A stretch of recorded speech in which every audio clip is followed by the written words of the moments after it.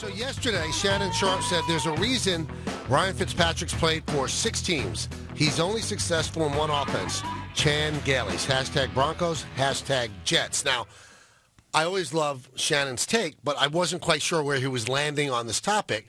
So I said, let's try to get Shannon on the show. He joins us a lot, and he does again today. Shannon, Michael, Don, and Peter, how you doing, man? I'm good, guys. How are you? Well, we're doing okay. So is that a positive Fitzpatrick tweet or a negative comment? Michael, it is what it is. I mean, if I open up a restaurant and I sell soul food, then I try to open up a restaurant that sells French food, but my soul food restaurant does well, but all the other, French restaurants fail. I mean, what would one deduct from that?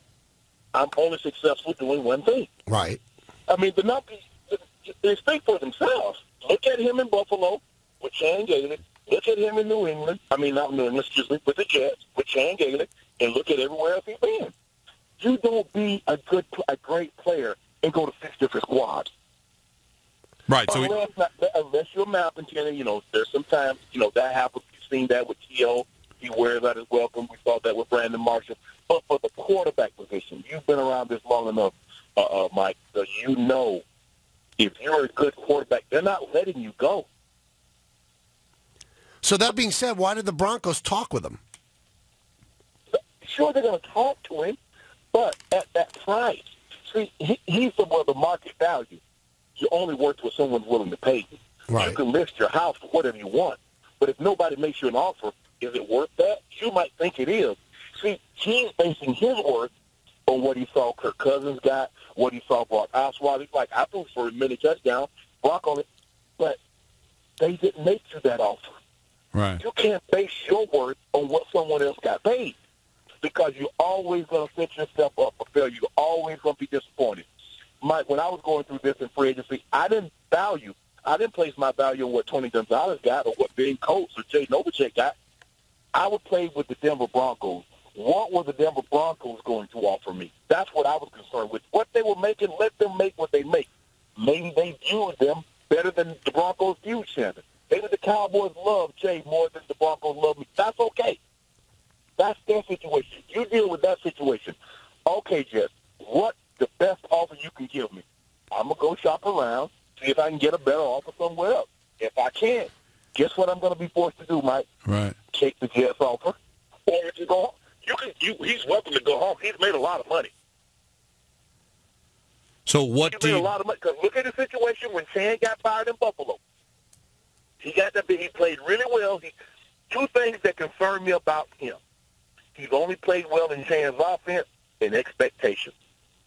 They start the season 2-0. There's no expectation of Ryan Fitzpatrick. He's a good backup. You come in and feel him.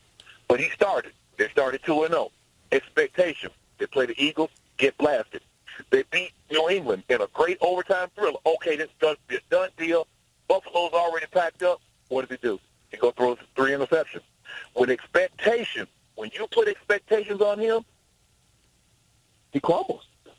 The stats and the tape bears that out.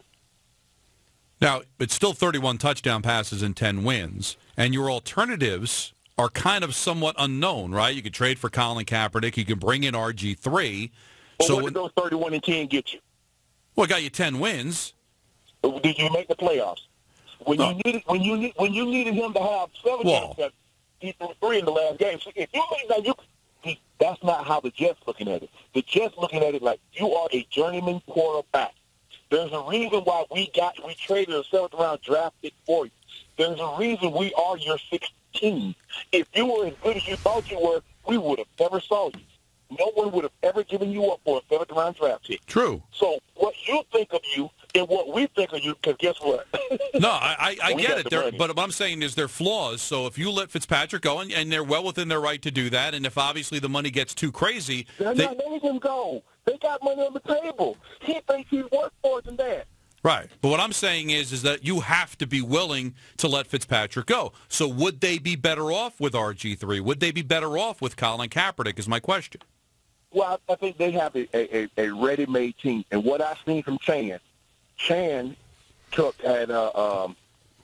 Cordell Stewart, who's a very similar guy to RG3 and Colin Kaepernick. Cordell Stewart went to 2 AFC championship games. We know that. We know that. He was finished second in the MVP ballot. We know that. He's a Pro Bowl player. We know that. So Chan had success with the mobile quarterback. His offense is very quarterback-centric. He's not going to put a whole lot. And they have weapons around him.